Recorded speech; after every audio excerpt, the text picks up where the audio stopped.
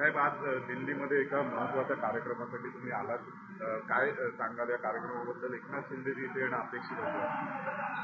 आज आपल्या या महाराष्ट्र सदनमध्ये ईशान सेतूच्या माध्यमातून ईशान्येमधील जे आपले छोटे राज्य आहेत त्यांच्यामध्ये आपल्या संपूर्ण भारत देशाची, हिंदुस्थानची संस्कृती, आपला हिंदू धर्म हा त्या लोकांना माहीत व्हावा. तिकडेही सुद्धा सनातनी लोक मोठ्या प्रमाणामध्ये आहेत, त्याचा प्रचार प्रसार त्यांच्यामध्ये व्हावा म्हणून हा कार्यक्रम या ठिकाणी आयोजित केला होता. खरं म्हणजे याला आपल्या देशाचे गृहमंत्री सन्माननीय अमित शहाजी सुद्धा उपस्थित फिजिकली राहणार होते. आपल्या महाराष्ट्र राज्याचे उपमुख्यमंत्री एकनाथराव शिंदे साहेब येणार होते आणि परमपूजनीय स्वामीजी श्री गुरुदेव या ठिकाणी आपले स्वामीजी गोविंददेव गुरुजी महाराज सुद्धा आज या ठिकाणी उपस्थित होते. हा एक अतिशय चांगला कार्यक्रम होता नॉर्थ ईस्टला जोडण्यात.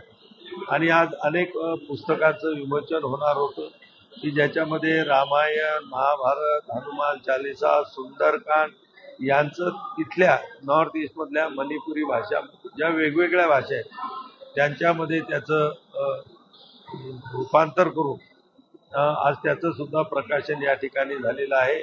आणि आपले महाराष्ट्राचे उपमुख्यमंत्री एकनाथराव शिंदे साहेब यांनी सुद्धा मणिपूरमध्ये मुंबईमधलं संपूर्ण देशामध्ये प्रसिद्ध असलेलं सिद्धविनायकाचं मंदिर त्या ठिकाणी उभं करण्यासाठी संकल्प केला आहे आणि लवकरच त्याचं काम ते सुरू करणार. सर, एक चालक घडामोड घडली. जयंत पाटील आणि एकनाथ शिंदेची सगळं कसं पाहताय?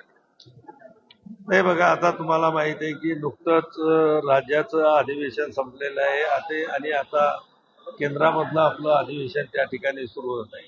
आणि या अधिवेशनाचं जे सर्व लक्ष जे लागलेलं आहे की मागच्या अधिवेशनामध्ये जे महिला आरक्षण आणि डिलिमिटेशनचं बिल सादर झाल्यानंतर विरोध झाल्यामुळं पारित होऊ शकलं नाही आणि म्हणून या अधिवेशनामध्ये ते पारित झालं पाहिजे अशी सगळ्यांची इच्छा होती. आदरणीय पंतप्रधान नरेंद्र मोदीजींच्या असेल, आदरणीय अमित शहाजी असतील आणि सर्व NDAचे आमचे घटक पक्ष असतील, या सगळ्यांची इच्छा होती की ते पास झालं आणि त्याला बहुमताला काही आकडा कमी पडत होता. म्हणून सर्व वेगवेगळ्या राजकीय पक्षाशी सर्व स्तरातून सर्व आपापल्या माध्यमातून त्या ठिकाणी संपर्क करत आहे आणि या अधिवेशनामध्ये ते बिल आपल्याला पास करायचं.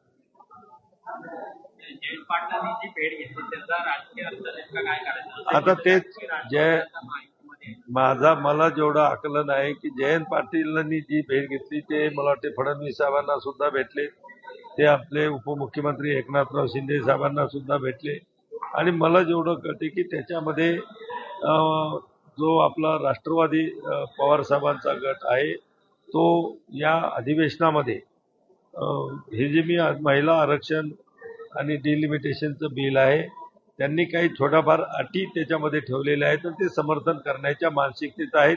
त्याच्यासाठी ती कदाचित भेट झाली असेल.